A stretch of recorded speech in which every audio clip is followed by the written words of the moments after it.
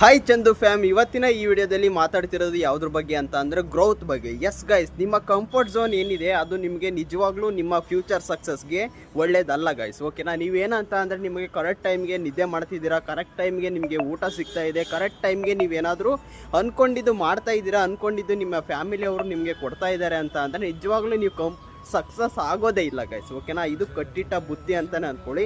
ಯಾಕೆ ಅಂತ ಅಂದರೆ ನೀವು ಅಂದ್ಕೊಂಡಿರೋದು ಎಲ್ಲ ಸಿಗ್ತಾ ಇದೆ. ನೀವು ಫ್ಯಾಮಿಲಿ ಹತ್ರ ಕೇಳಿದ ತಕ್ಷಣ ನಿಮಗೆ ಬೈಕ್ ಬೇಕು ಅಂದರೆ ಬೈಕ್ ಕೊಡಿಸ್ತಾ ಇದ್ದಾರೆ, ಎಲ್ಲದೂ ಕೊಡಿಸ್ತಾ ಇದ್ದಾರೆ ಅಂತ ಅಂದರೆ ನೀವು ಏನು ಮಾಡಲಿಕ್ಕೆ ಇಷ್ಟಪಡ್ತೀರಾ ಹೇಳಿ? ಎಲ್ಲದೂ ಸಿಗ್ತಿದೆ ಬಿಡು ಅಂತ ಸೋಮಾರಿಗಳಾಗ್ತೀರಿ ಅಷ್ಟೇ. ಅದಕ್ಕೋಸ್ಕರ ಹೇಳ್ತಾ ಇರೋದು, ನಿಮಗೆ ಏನು ಬೇಕು ಅಂತ ಬಿಗ್ ಕನಸನ್ನು ಇಟ್ಕೊಳ್ಳಿ, ಅದಕ್ಕೆ ಅಚೀವ್ ಮಾಡಲಿಕ್ಕೆ ಟ್ರೈ ಮಾಡಿ. ನೀವು ಕಂಫರ್ಟ್ ಝೋನಿಂದ ಫಸ್ಟು ಹೊರಗಡೆ ಬನ್ನಿ ಗೈಸ್. ಓಕೆನಾ?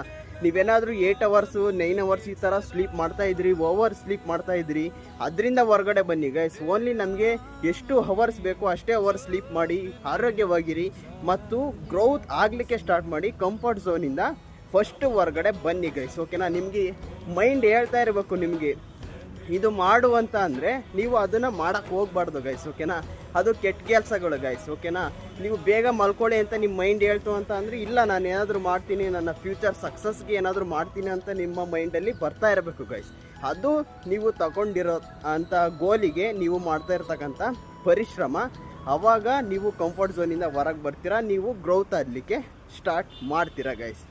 ಇದು ಇವತ್ತಿನ ಈ ವಿಡಿಯೋ ಆಗಿತ್ತು. ಮತ್ತೆ ಮುಂದಿನ ವಿಡಿಯೋದಲ್ಲಿ ಸಿಗ್ತೀನಿ. ಅಲ್ಲಿವರೆಗೂ take care, bye bye guys.